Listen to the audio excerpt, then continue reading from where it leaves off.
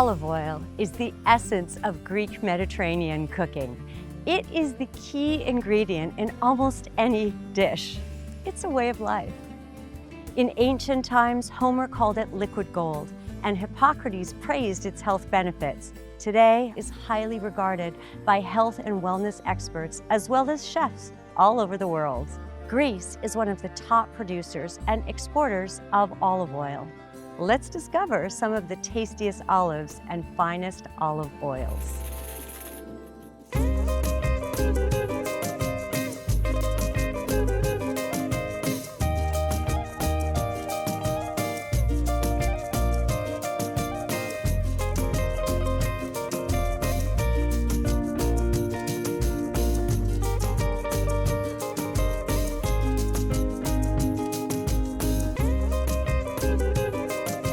Με αφετηρία το Ηράκλειο Κρήτης ταξιδεύουμε προς τις Αρχάνες.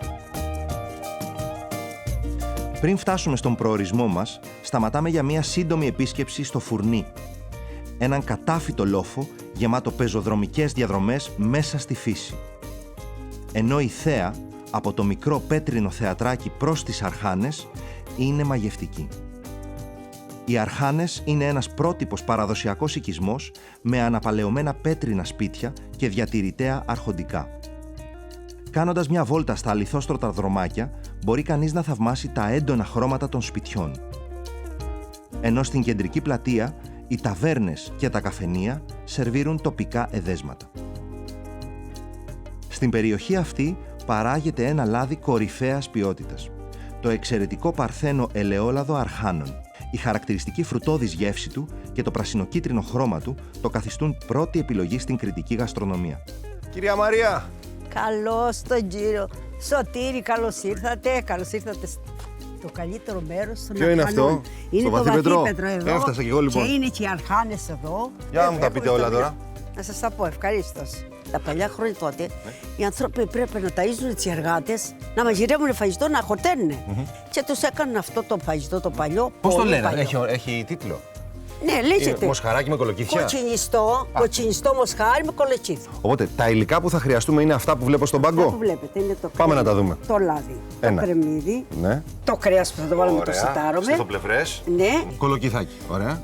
Την ντομάτα. Ωραία, τριμμένη ντομάτα. Αυτή είναι φρέσκια τριμμένη ντομάτα. Ναι, τριμμένη ντομάτα φρέσκια. Πόσες είναι εδώ? Είναι 4 ντομάτες. 4 ντομάτες, ωραία. Είναι Εκεί? το πιπέρι, το αλάτι. Αυτά. Τίποτα άλλο, Απλά. αλλά αυτά είναι. Πάμε να ξεκινήσουμε. Θα βάλουμε το λάδι.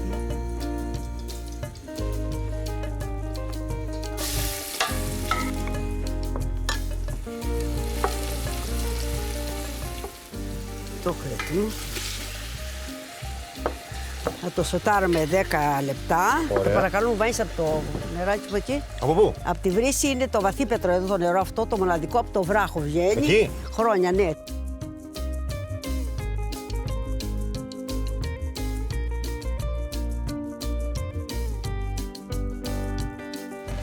Ήρθε και το νερό. Ευχαριστώ πάρα πολύ. Θα βάλουμε λίγο νεράκι τώρα, γιατί να μην μας πιάσει τον πάτο. Θα το αφήσουμε να ψηθεί περίπου 1 τέταρτο.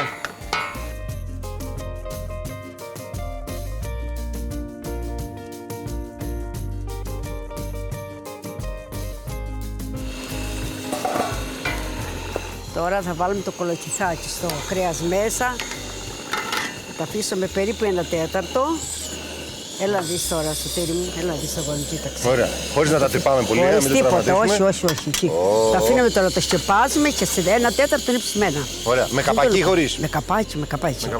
Και την ντομάτα θα την βάλουμε σε ένα Με τέταρτο. καπάκι, μόλις είναι λίγο ψημένα, θα βάλουμε την ντομάτα και βάλουμε το αλατάκι, το πιπεράκι, το αφήνουμε λίγο και κανένα δεκάλεπτο τσουβράκι, είναι έτοιμο.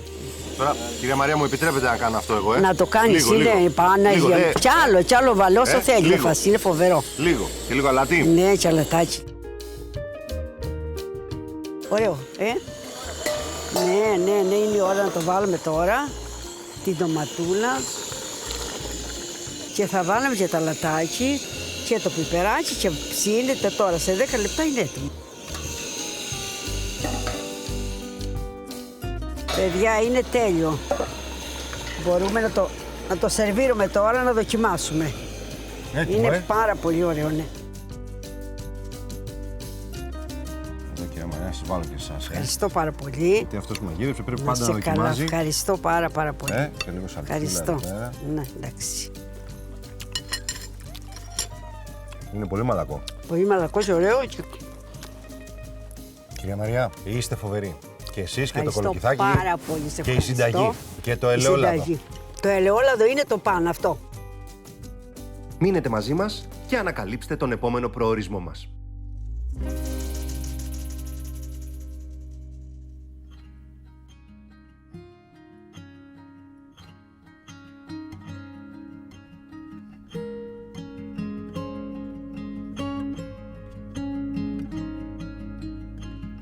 Ανακαλύπτουμε την αυθεντική εικόνα της Μεσσηνίας ξεκινώντας από τη γοητευτική Καλαμάτα.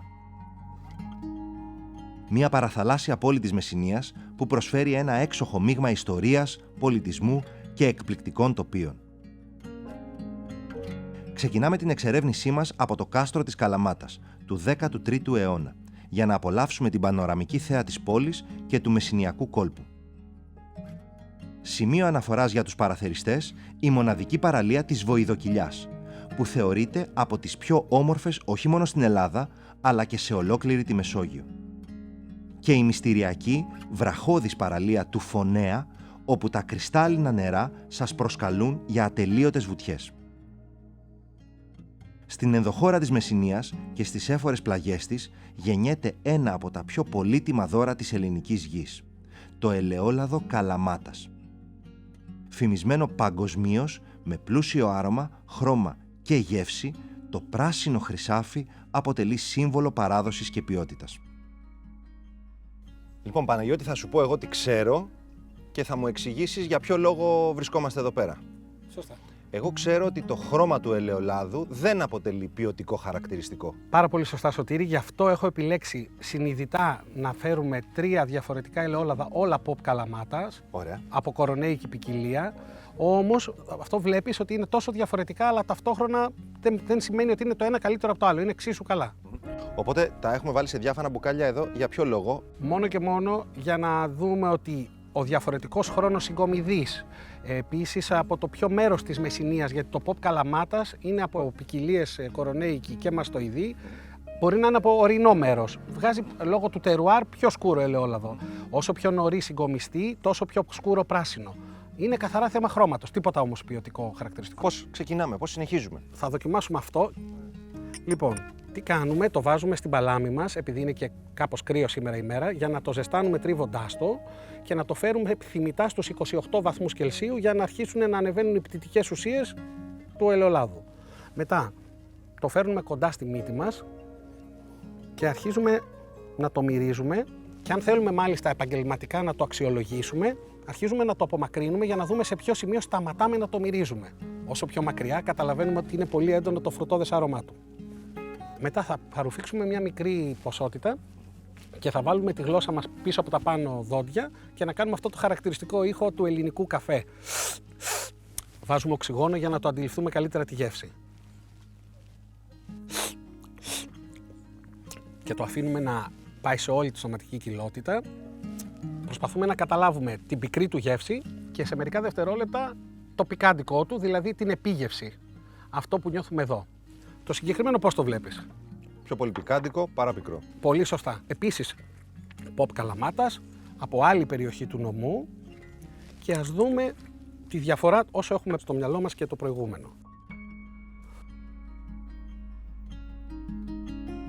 Το καυτερό κρατάει περισσότερο, διαρκεί περισσότερο και Σωστά. η πίκρα είναι ελαφρώς πιο ψηλά, ελαφρώς όμως. Όχι πολύ. Την τελευταία έκπληξη την κρατάω σε αυτό. Το χρώμα, ξαναλέω, είναι πολύ πρώιμο, υπερβολικά αυτό, έχει συγκομιστεί το Σεπτέμβριο και περνάμε σε ελαιόλαδα που είναι η ανερχόμενη κατηγορία των πολυφενολικών, δηλαδή έχουν υψηλά επίπεδα πολυφενολών και είναι πολύ πικρά ως εκ τούτου.